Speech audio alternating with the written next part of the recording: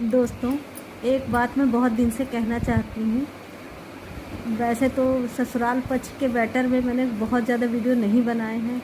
हो सकता है कि गलतफहमियाँ लोगों को शुरू हो जाएं, लेकिन आपको पता है कि मैं एक सोशल इन्फ्लुएंसर हूँ। मुझे जो टॉपिक अच्छे लगते हैं मैं उस पर वीडियो बनाने में बात करती हूँ।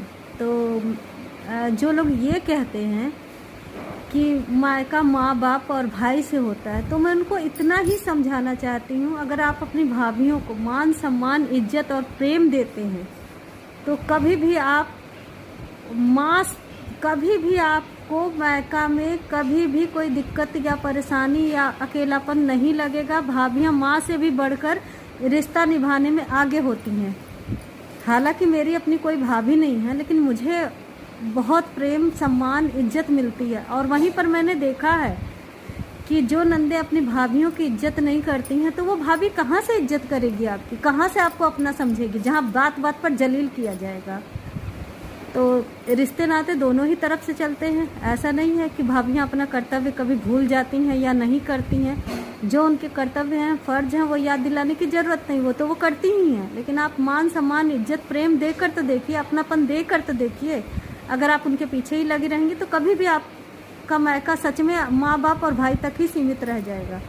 तो ऐसी धारणा का त्याग करें। मेरा कहने का सिर्फ एक उद्देश्य है, भाभियाँ भी एक बेटी ही होती हैं किसी की, जो इतनी प्यारी सी होती हैं और बहुत अच्छे संस्कारों वाली होती हैं। वो तो क्यों आपके घर में आकर वो कौन सा रूप धारण कर लेती हैं। वैसे तो माता दुर्गा के भी 9 रूप हैं।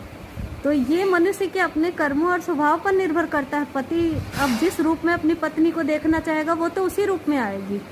तो साथ साथ ये ध्यान दें कि किसी भी पराये घर की बेटी को अपनाया नहीं जाता है संसार में। यह सत्य है, ये झूठ नहीं है। ये 100% सच है कि पराये घर की बेटियों को बहुत कम ही लोग अपना पाते हैं।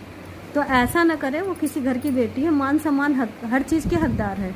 उसको ऐसा न लगे कि वो अपने घर में मायके में रहती, उसकी सारी इच्छाएं पूरी हो जाती हैं और ससुराल आते ही सारी इच्छाएं मरने लगती हैं। क्यों? अगर माँ बाप से एक चीज़ की ख्वाहिश करती है तो उसकी हज़ारों ख्वाहिशें पूरी होती हैं। तो ऐसा नहीं है कि सिर्फ उन लड़कियों की ही गलती होती है। कभी कभी ऐसा होता है कि अच्छी खासी बेटियों को भी पराया करते करते पराया ही कर देते हैं। उसके दिल में फिर वो फीलिंग और इमोशन ख़त्म ही हो जाते हैं। धन्यवाद दोस्तों। इस पर बहुत लंबा वीडियो ना बनाते हुए मैं ब्रेक ले रही हूँ और फिर आऊँगी एक नए विचार के साथ। तो अपने जीवन में एक नया अध्याय शुरू करें, प्रेम व्यवहार से रहना सीखें, अच्छी चीज़ों को धारण करें। और मैं कुछ हेल्थ से रिलेटेड वीडियो और लेकर आऊँगी। मैं एक चीज़ मैंने अभी